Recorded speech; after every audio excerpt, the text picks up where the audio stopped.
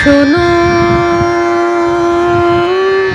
শোনো দিম্মা দিদার গল্প শোনো, শোনো শোনো গল্প শোনো, দিম্মা দিদার গল্প শোনো।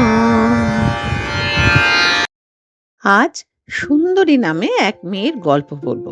এক সদাগরের তিন মেয়ে খুব সুন্দরী, কিন্তু বড় দুই মেয়ে বড্ড হিংসুটে। সারাদিন তারা নিজেদের সাজগোজ নিয়েই ব্যস্ত থাকে। বাড়ির কাজকর্ম সব ছোট মেয়েই করে। তাদের মা নেই, কাজেই বাড়ির সব দায়িত্ব ছোট মেয়ে সুন্দরীর কাঁধেই পড়েছে। সদাগরের অনেকগুলো জাহাজ দেশ বিদেশে যায়। দামি দামি জিনিসের আমদানি রপ্তানির ব্যবসা সদাগরের, তাই তার অনেক টাকা, বেশ পয়সাওয়ালা সে। কিন্তু একদিন খবর এলো ঝড়ে তার সব জাহাজ ডুবে গেছে। সদাগর সর্বশান্ত হয়ে গেল। বিশাল অট্টালিকার মতো বাড়ি ছেড়ে তাদের কুঁড়ে ঘরে গিয়ে থাকতে হলো। বড় দুই মেয়ে তো রেগে অস্থির। বিশাল বাড়িতে অনেক কাজের লোক ছিল, এখন এই কুঁড়ে ঘরে সব কাজ নিজেদেরই করতে হবে। কিন্তু বড় দুই বোন তাদের স্বভাব বদলালো না, কাজেই সব কাজ ছোট মেয়ের সুন্দরীর ঘাড়েই চাপলো। রান্না বান্না, ঘর পরিষ্কার, বাড়ির যাবতীয় কাজ সুন্দরী একলাই হাসি মুখে করে ফেলতো, একটুও বিরক্ত হতো না। তাই সদাগর ছোট মেয়েকেই বেশি ভালোবাসতেন।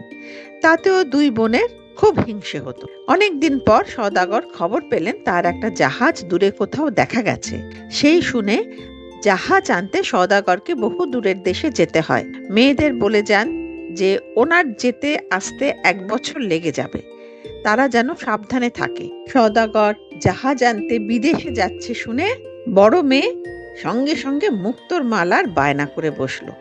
মেজ মেয়ে ফুরফুরে চিকনের শাড়ি আবদার করে বসলো। ছোট মেয়ে তো বাবা থাকবে না বলে সেই যে তখন থেকে কেঁদেই যাচ্ছে। বাবা অনেক আদর করে ভালোবেসে বুঝিয়ে বলল, বল তোর জন্য কি আনবো? সে ততই বলে, আমার কিছু লাগবে না। কিন্তু সদাগর বললেন, সবার জন্য জিনিস আনবো, তোর জন্য আনবো না মা, তা কি হয় কখনো? তখন ছোট মেয়ে বলল, ঠিক আছে, আমার জন্য তাহলে সাদা ধপধপে গোলাপ ফুল এনো। জাহাজ উদ্ধার করে মেজ মেয়ে বড় মেয়ের জন্য তাদের পছন্দের জিনিস তো কেনা হয়ে গেল। ছোট মেয়ের জিনিস আর কি এমন? একটা সাদা গোলাপ ফুল, এই তো যে কোনো শহরে নেবেই উনি পেয়ে যাবে। কিন্তু তার সেই গোলাপ খুঁজতে অবস্থা খারাপ হয়ে গেল। ভেবেছিলেন এই সামান্য ফুল যাবার পথে যে কোনো শহরে নেমে কিনে নেবেন, কিন্তু এক শহর থেকে অন্য শহরে ঘোড়ায় চড়ে ঘুরেও কোথাও পেলেন না। খুঁজতে খুঁজতে বরঞ্চ পথ হারিয়ে ফেললেন। এত পরিশ্রমে শরীর ক্লান্ত হয়ে পড়ল। এদিকে সেই ঘন জঙ্গল থেকে বেরোনোর রাস্তা খুঁজে পাওয়া যাচ্ছে না। হঠাৎ দেখেন সামনে একটা প্রকাণ্ড বাড়ি। এই ঘন জঙ্গলে এত বড় বাড়ি দেখে তো একটু অবাকই হলেন। দরজায় টোকা দিতেই দরজা নিজে থেকেই খুলে গেল। খুব আশ্চর্য হয়ে তাকিয়ে দেখেন কোনো মানুষ নেই, শুধু দুটো হাত নমস্কার করছে। সাহস করে জিজ্ঞেস করলেন, ঘোড়াটা কোথায় রাখবো? অমনি আরো দুটো হাত এসে ঘোড়াটাকে আস্তাবলে নিয়ে চলে গেল। সদাগর ভাবলেন ভূতের বাড়ি এসে পৌঁছেছেন। ভয়ও লাগছে, কিন্তু ক্লান্তিতে তার চোখ বুজে এলো। সেই ভূত ঠিক বুঝতে পেরে তাড়াতাড়ি ওনাকে যত্ন করে খাইয়ে বিছানায় নিয়ে গেল। ওনার হাত পা টিপে দিল। সদাগরও এত আরামে নিমেষে ঘুমিয়ে পড়লেন। ভোরবেলায় উঠে সদাগর দেখলেন সামনে অপূর্ব ফুলের বাগান, যেখানে ছোট মেয়ের পছন্দের সাদা গোলাপ প্রচুর ফুটে রয়েছে। সদাগর আনন্দে একটা ফুল তুলতেই বিকট আওয়াজে আকাশ কেঁপে উঠল। সদাগর ভয়ে কাঁপতে কাঁপতে দেখে সামনে প্রকাণ্ড এক সিংহ ওনার দিকে তাকিয়ে আছে। সে প্রচণ্ড রেগে জিজ্ঞেস করলো, না জিজ্ঞেস করে ফুল তুলেছ কেন? সদাগর কাঁপা কাঁপা গলায় কোনো মতে বললেন সে বুঝতে পারেননি, খুব অন্যায় হয়ে গেছে। ওনার ছোট মেয়ের জন্যই এত ফুলের মধ্যে একটি মাত্র ফুল তুলেছেন। সিংহ বলল, ঠিক আছে, তোমায় ছেড়ে দিচ্ছি একটা শর্তে। বাড়ি গিয়ে প্রথমেই যাকে দেখবে তাকে 1 মাসের মধ্যে আমার কাছে নিয়ে আসবে। সদাগরও এই শর্তে রাজি হয়ে গেলেন। রাজি না হয়ে বা উপায় কি? তিনি জানেন যে বাড়ির গেটে ওনার কুকুরটাই বসে আছে, কাজেই চিন্তার আর কোনো কারণ নেই। সিংহ বলল, শোনো, এই ফুলটা নিয়ে যাও, তোমার ছোট মেয়েকে দিও, কিন্তু ফেলে দিও না, শুকিয়ে গেলেও না, 1 মাস পর যখন আসার সময় হবে তখন এই ফুলটা হাতে নিয়ে আমার বাড়ি আসতে চেয়েও ব্যাস পৌঁছে যাবে এখানেই। 1 বছর পর সওদাগর বাড়ি ফিরছেন, মনে খুব আনন্দ। বাড়ি ফিরেই সবাইকে দেখবেন, সবার জন্য জিনিস এনেছেন, কত আনন্দ। যখন তিনি বাড়ি এসে পৌঁছালেন, ছোট মেয়ে প্রথমে দেখতে পেয়ে দৌড়ে এসে বাবাকে জড়িয়ে ধরল। ব্যাস, সওদাগরের সব আনন্দ নিভে গেল। এ কি হলো? সওদাগর কাঁদতে বসলেন। ছোট মেয়ে সুন্দরী সব শুনে বলল, বাবা তুমি যখন প্রতিজ্ঞা করেছো তাহলে আমিই যাব। সওদাগর বললেন, না মা, তা হয় না। ওই সিংহের মুখে তোকে কি করে আমি ঠেলে দিই? 1 মাস পর আমিই যাব। 1 মাস যেদিন পূর্ণ হলো সেদিন ছোট মেয়ে ভোরবেলায় উঠে তৈরি হয়ে নিল। সওদাগর সেই ফুল হাতে নিয়ে বলল, আমিও সুন্দরী সিংহের বাড়ি যাব। অমনি তারা দেখলো তারা সেই সিংহের বাড়ির দরজার সামনে এসে দাঁড়িয়েছে। দরজা নিজে থেকেই খুলে গেল। আগের মতো দুটো হাত এসে তাদের আপ্যায়ন করে খাবার ঘরে নিয়ে গেল। সেখানে অনেকগুলো হাত, তারা কেউ জল দিচ্ছে, কেউ খাবার দিচ্ছে, কেউ বা বাতাস করছে, কেউ নানাভাবে তাদের সেবা করছে। খাওয়া শেষ হতেই বসার ঘরে নিয়ে গিয়ে বসালো। সিংহ এসে সামনে এসে দাঁড়ালো।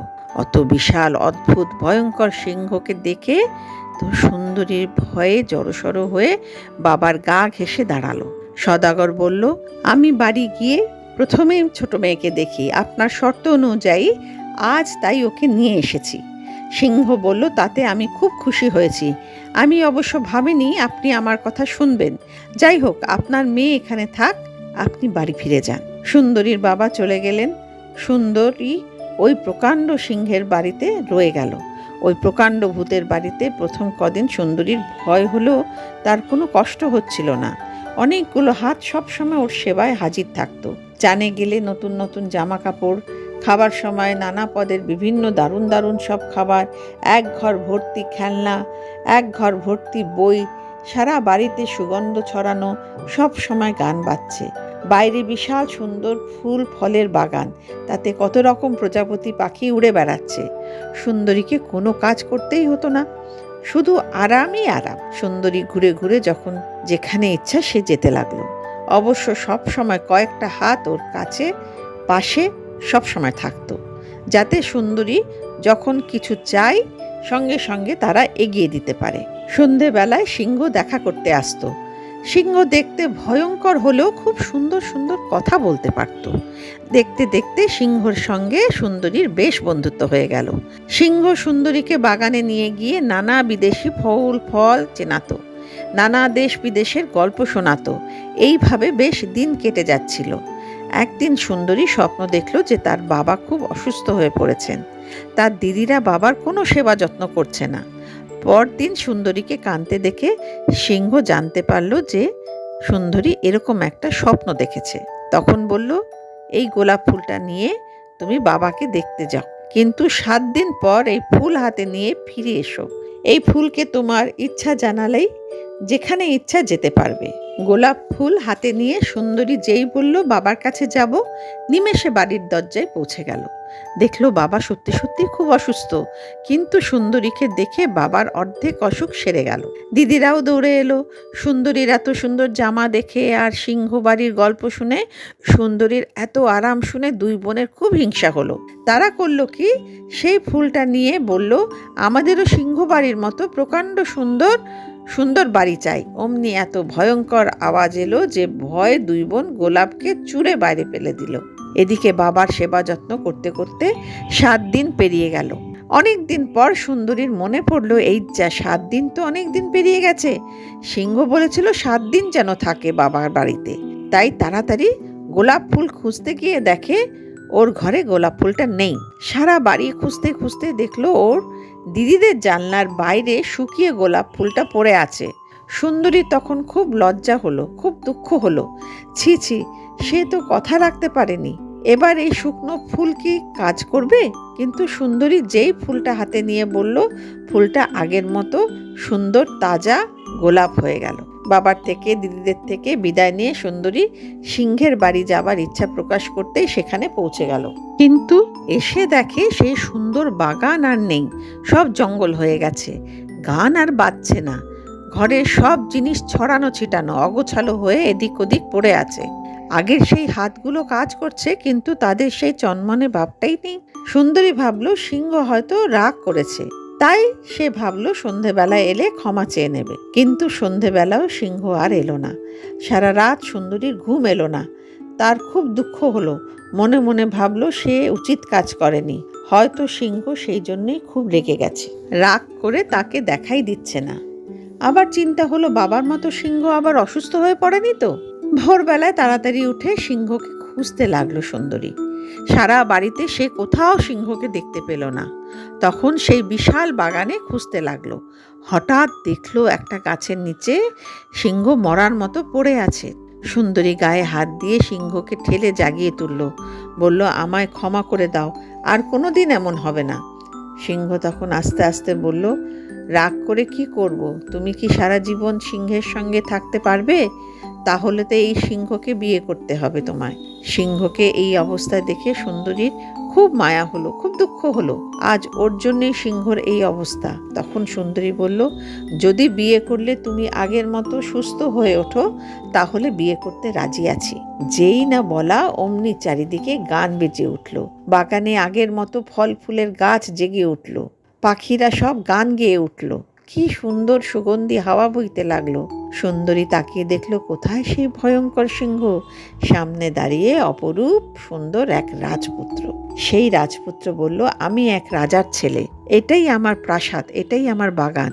এক জাদুকরের কথা না শোনায় আমাকে সিংহ বানিয়ে রেখেছিল। এই হাতগুলো আমার দাসদাসীর। সেই জাদুকর বলেছিল, কোনোদিন যদি কোনো সুন্দরী মেয়ে তোমায় বিয়ে করতে রাজি হয়, তাহলেই একমাত্র তুমি আবার আগের মতো হয়ে যাবে। তুমি বিয়ে করতে রাজি হওয়াতেই সব কিছু ফিরে পেলাম। তখন ধুমধাম করে সুন্দরী ও রাজপুত্রের বিয়ে হয়ে গেল। সুন্দরীর বাবা ও দিদিরাও বিয়েতে এসেছিল। সব দেখে দিদিদের খুব হিংসে হলো। রাজপুত্র কিন্তু সুন্দরীর কথা ভেবে সুন্দরীর বাবা আর ওর দিদিদের এই রাজপ্রাসাদেই রেখে দিল।